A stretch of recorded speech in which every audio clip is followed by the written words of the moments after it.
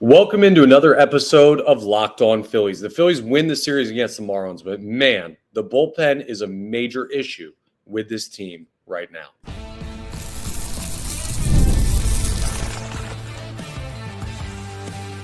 You are Locked On Phillies, your daily Philadelphia Phillies podcast. Part of the Locked On Podcast Network, your team every day.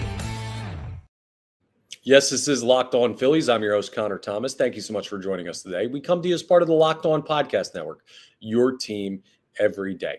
You may know me from some of my other work in the sports talk space. I've been on air over at 97.5 The Fanatic doing sports talk radio here in Philadelphia for a little over 5 years. I've been a credentialed Philadelphia Phillies media member for 4 seasons, and this is now my 4th year as the host of Locked On Phillies. Please make sure you're rating and reviewing. If you're checking us out in podcast form, we're available wherever you get your podcasts. If you're watching on the YouTube today, make sure you're hitting that subscribe button on the Locked On Phillies YouTube channel. That'll get you notifications when new episodes are posted. Everything will show up nice and easy for you so you don't miss any bit of news. And it also really helps us out here on Locked On Phillies. So thank you so much for everyone who's done that, everyone who's going to do that. Remember, free and easy to subscribe. So if you're checking us out and you like the content, that would be a great thing for you to do. Today's episode is brought to you by Monarch Money. So go ahead and check them out. You can take control of your finances with Monarch Money. Use code LOCKEDONMLB at monarchmoney.com, and you can get 50% off your first year. So before we get into the bullpen stuff, right? The Phillies obviously won the series against the Miami Marlins. That's good. That's expected. You should win the series. That's what I predicted to happen. 2 games out of 3 ain't bad. In the grand scheme of things, right, that is an acceptable series, right? You win 2 out of 3 from the Marlins, you'll take that.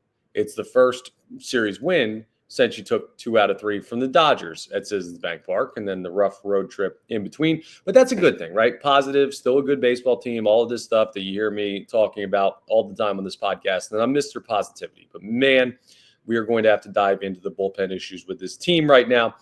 We are going to get into more of the positives from the series in a little bit deeper of a fashion coming up in the next segment. And then we're going to wrap up with a look. No rest for the Phils. They're taking on the Mets in a huge early season NL East matchup. We thought the Braves series was going to be a big one. Well, the Braves have started slow. The Mets have started hot. So we will talk about that later on. But let's not bury the lead here. The Phillies bullpen is a problem, and this is more of a problem than I thought they were going to be, and I don't know how in the world you fix this, right? There's no clear answer right now. Like when we have questions about center field, you look at the rest of the lineup and you say, okay, well, Brandon Marsh, Johan Rojas, whatever happens there. Brandon Marsh on the injured list right now, by the way, which is why Cal Stevenson was up with the team this weekend. You can have the rest of the roster cover that. And we're going to talk about that in the positives. The offense woke up a little bit more in this series against the Marlins. That can be covered. If you have a spot in the rotation, like, for example, Taijuan Walker, who actually did not look bad in his start against the Marlins. Seems like he's going to be okay. Another little injury update there. He was pulled early in the game after 4 innings on Saturday. But that was just kind of he was feeling tight. And there was a lot of up and down because the Phillies were running up the score before Jordan Romano came in. And they were able to figure out a situation where they got Taijuan Walker out of the game, precautionary. Seems like he's going to be good to make his next start. Hopefully it's his last start because Ranger Suarez should be good after that. But it's not that situation where you just have a starting rotation spot that you kind of have to cover. Like there is no coverage for the bullpen. As good as this Phillies starting rotation is, you're not going to have guys go out and throw 9 innings every day. That's not modern baseball. Cy Young ain't walking out that door. Right? You're going to have to get 2, 3, 4 innings worth of work from the bullpen pretty much every night. And right now, that is a nightmare for the Philadelphia Phillies. Like Jordan Romano is basically unusable at this point. He almost gave a game away on Saturday. He gives up 6 runs late in that game and what should have been an 11-4 win or 11-5, 11-6, whatever, a more comfortable score for the Philadelphia Phillies. Instead, it turns into an 11-10 nail biter that Jose Alvarado had to throw in, which was not what Rob Thompson wanted to do. Today, the Phillies get a great start out of Jesus Luzardo against his former team. I mean, the Phillies got really good starting pitching in this series. Wheeler was good. Walker was good. Luzardo was good. And my goodness, it feels like 2019 all over again when the Phillies had one of the worst bullpens in the history of the sport. And when you look at the names in this bullpen, are they a top, like I've made this analogy before, like, or not analogy, but this point before.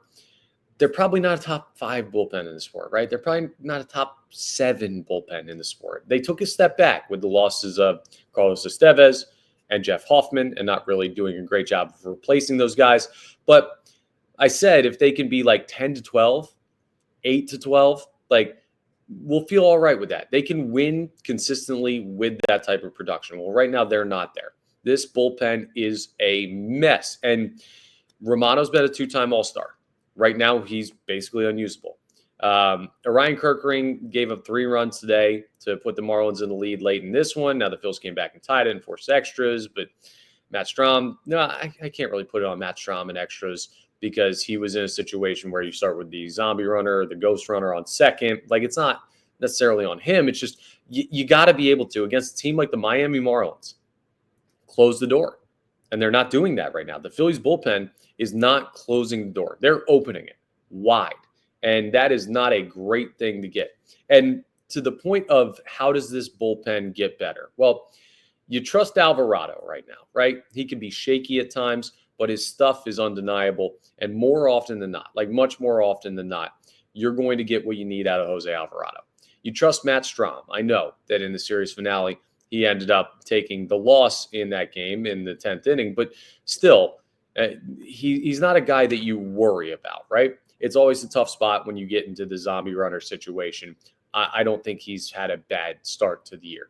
Kerkering is normally a guy that you feel good about. Now, obviously gave up a bomb today, and that's not what you want to see, but that's not like an Orion Kerkering has been bad thing. He's still a young pitcher that's trying to figure out what he is at the major league level, and there's high expectations for him, but really you're not getting totally what you thought his ceiling could be out of him so far this year. So I don't know, man. Like, outside of those guys, who do you even look at in this Philadelphia Phillies bullpen and say, I'm comfortable with them in a tight game? You can't exist with just 3 guys you can throw in a tight game. You need more than that.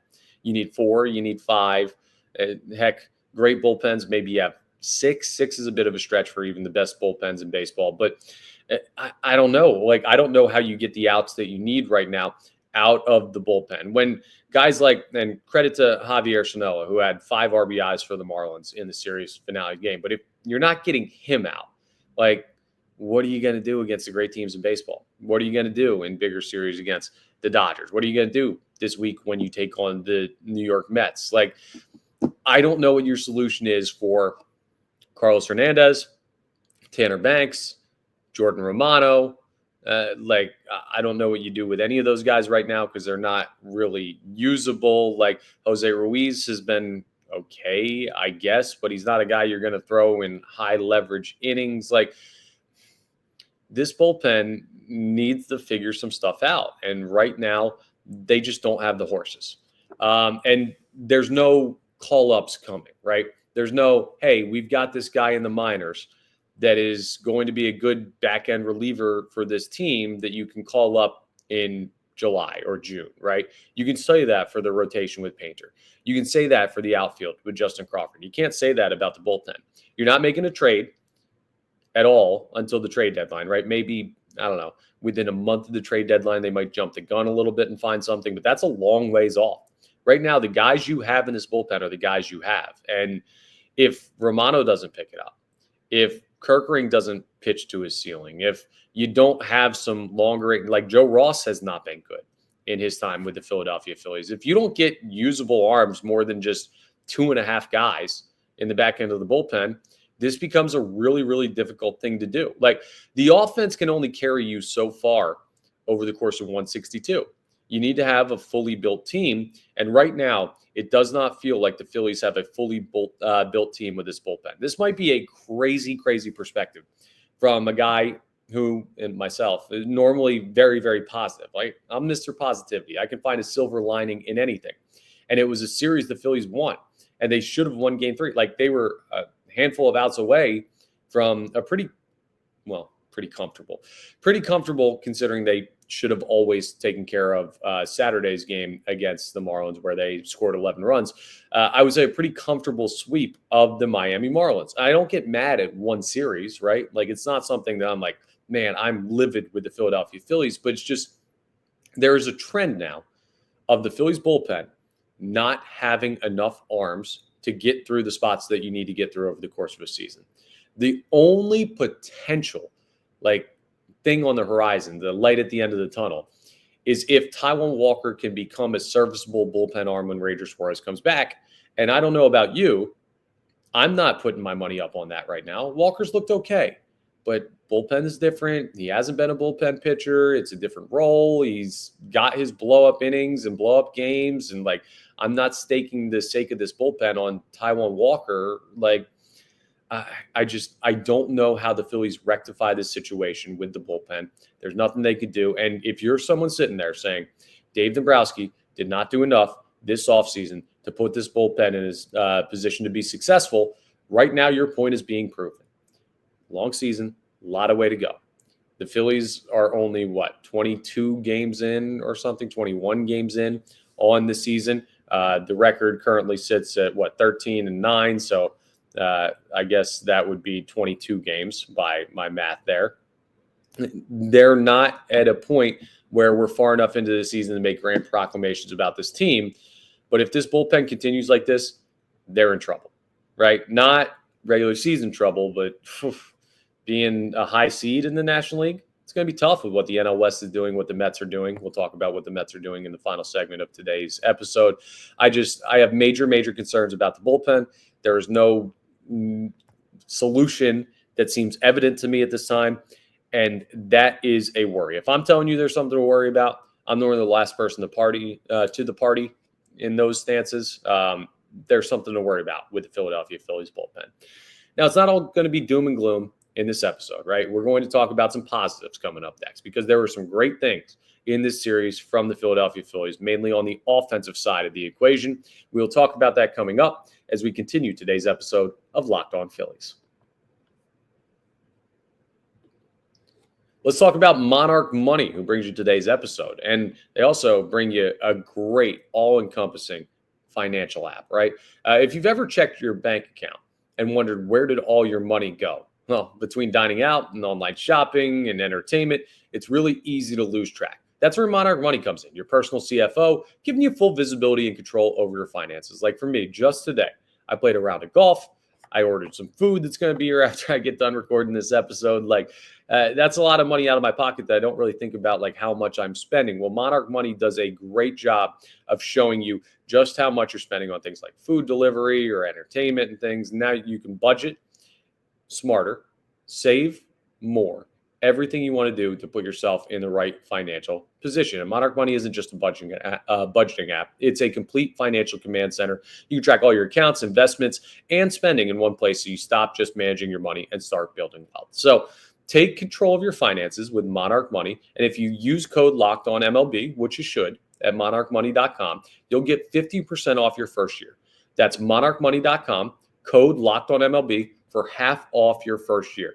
Go ahead and check them out. They will help you with your finances. That's monarchmoney.com. All right. It's not all going to be, like I said, doom and gloom, right? Let's talk positives from this Philadelphia Phillies series against the Miami Marlins, because there are a lot, right? There are. This is where typical Connor is coming back out, and I'm going to tell you why everything's going to be okay. Maybe not with the bullpen right now, but the offense absolutely woke up for the Philadelphia Phillies in this series. And that is great to see. Now, there's some people who are going to say it's because you're playing the Marlins. There are some people who are going to say, no, this was actually a really, really good sign. I'm the latter, right? I like what I saw from the offense. They scored 7 in game 1, 11 in game 2, 5 in game 3. Even though game 3 went extras, the Phillies didn't score an extra. So that's a total of some quick math, 23 runs in a 3-game series. If you're going to put up that type of offensive production, you're going to have a pretty darn good baseball team. Johan Rojas had himself a nice little series at the plate compared to what he was doing before this. With Brandon Marsh on the injured list, that's something the Phillies are going to need. Rojas is going to have to play. So I like what I saw from him considering where the bar is for Yohan Rojas in this series. Bryce Harper seems to be on a red-hot heater right now. He is starting to look like Bryce Harper, as he always does. Like, you know what you're going to get out of Harp, and he was really good in this series. I mean, Alec Boehm is putting better swings on the baseball. He's having better at-bats. He's getting results from it. He was better in this series. Like, the guys that were holes for the Philadelphia Phillies coming into the series were Brandon Marsh, Alec Boehm, Yohan Rojas, right? Bryson Stott maybe a little bit, JT Realmuto a little bit. I trust JT more because you have more track record there. Bryson Stott deserves some credit. Like, he's been good at the top of the lineup for the Phillies. I talked on this podcast before about how I do not like the idea of having Bryson Stott that leadoff because there's not enough of a track record to show you he's going to be a strong enough force at the top of the lineup to set the table for this team. Well, guess what? He's making me eat my words right now, and I'm happy to eat them. Like, I will feast on those words because if Bryson Stott continues to put together at-bats like this at the top of the Phillies order when he's asked to do so, that might be your lineup, right? Crazy that we had all this debate about Trey Turner, Kyle Schwarber. Who's best? Do you alternate them? Do you go handedness? And Bryson Stott may be your best option after all. That's a good thing because it sets up a situation where the middle of your order gets even stronger. And, well, the back half of your lineup looked a little bit weaker, but now with Alec Boehm starting to come out of his early season slump and seeing what you're seeing from the rest of the guys in the lineup, you feel pretty good about where they're at with the offense, right? Most of this is just offensive positives, but I will say the Phillies got some really good starting pitching. I already mentioned that in the first segment, but you got 12 strikeouts from, so Christopher Sanchez actually went game one. I said Wheeler earlier. Christopher Sanchez went game one. And then you had a situation where Christopher Sanchez had 12 earlier. Zach Wheeler had 13 strikeouts. Taijuan Walker looked good in the start. Had a little bit of brain fart there. Jesus Luzardo looked good today. Like, you got good starting pitching. The rotation is starting to take shape. And if Ranger Suarez is what we think he's going to be when he comes back, or at least what I think he's going to be, your rotation is as good as we thought it was. And that's without Aaron Nola being any good to start this year. Like, if he starts to figure it out, okay, maybe you can survive the bullpen issues a little bit more. It doesn't get you out of the woods because those guys are going to have to throw. But it's weird to look at a team where the starting pitching was this good in the series. The offense was this good in the series. You win 2 games out of 3. And my first segment of this podcast today was still negative because the bullpen was that bad. Ultimately, the bullpen is kind of the great equalizer in baseball, in modern baseball, the current age. Back in the day, you could have a starter just start every game and throw 7,000 innings in a season, and you'd be just fine because that was how it went. But in modern baseball, where starters are being more protected and the bullpen is definitely more utilized, that's an issue. But don't let the positives be lost. Like, when we talk about what this team did in the series against the Marlins, this is going to be a series that you take the upside of the offense and the rotation over the bullpen issues, I think. But I am much more wary about making that claim right now. Earlier on in the season, right? And we're still early in the season. I would have said, hey, okay, the rotation and the lineup is going to make up for any concerns you have about the bullpen. The bullpen's not that important right now. They'll make a move at the deadline, all of this stuff. But now that doesn't carry as much weight because of just how bad the bullpen has been. But the offense, after getting shut out twice in St. Louis, coming back to Citizens Bank Park and splitting with the Giants and then going ahead and taking 2 or 3 from the Marlins and doing what they did offensively in some of those games, maybe they'll just hit their way through this. And just like hitters have slumps, right? I feel like pitchers don't get enough credit for this. And this is my defense of the Phillies bullpen, and it's going to be a very loose defense, and do not take this as an everything's okay type of statement because that's not what this is. But pitchers don't get enough credit for slumps, right? Batters go through slumps all the time.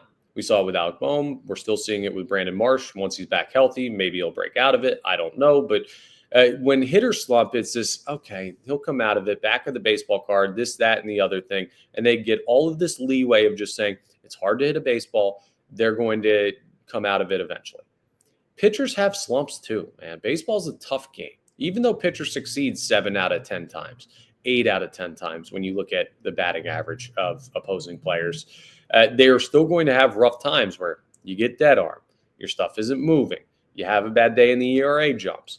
Like, I'm holding out hope. You can hear me trying to convince myself that things are going to be okay long term, but hopefully this is a slump for a couple of guys in the Phillies bullpen. And even if it's not, hopefully they can survive this with the lineup and the rotation. A little perspective here. There's no perfect team in baseball. The Dodgers have built one darn close, but even they haven't had a perfect start to the year. And you took a series from them at Citizens Bank Park just a little over a week ago. So there's upside. This is starting to feel more like the team we expected to see. Just some really, really exaggerated parts of it, right? The offense in the series was better than you're normally going to expect. The starting rotation, well, they're pretty much on par. They are really, really good. That's going to be the calling card of this team when everything's all said and done. But the bullpen is worse than expected. So does that even out to a positive? You can make your determination on that. I still think it does. I still think the Phils are just fine in the long run, but we now know what the Achilles heel of this team is right now. And even though there were positives that we just ran through, not enough to make you sleep totally easy at night, considering how the Philadelphia Phillies bullpen has looked. So, man, I hate that I even turned the positivity segment into something that leans more negative, but that's the main takeaway out of what you just watched from the Phillies over Easter weekend. They got to figure out the back end. And to this point, I don't know how people can really have a lot of faith that they're going to. And I'm not going to try and talk you into something that I don't believe. I will be negative on this team when I need to be. And this was a series that had some major question marks raised, even though the Phillies found a way to play great in a couple facets of the game. This doesn't matter all that much against the Marlins. It doesn't, because the Marlins are not that good of a baseball team, all due respect. I know they won the series finale. They're not that good of a baseball team. But the Mets are. And the Mets have some stuff going their way right now. They're a couple of games ahead of the Phillies in the NL East standings. You have a big series coming your way, starting Monday night against the New York Mets up there in Queens at Citi Field. We will preview that coming up next as we continue today's episode of Locked On Phillies.